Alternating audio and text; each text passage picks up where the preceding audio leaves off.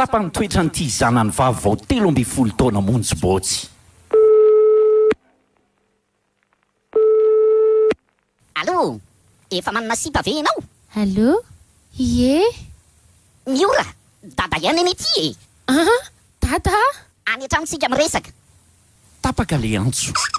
Noho ny kelikely, misy ny antso indray ny finday an'ity zazavavy.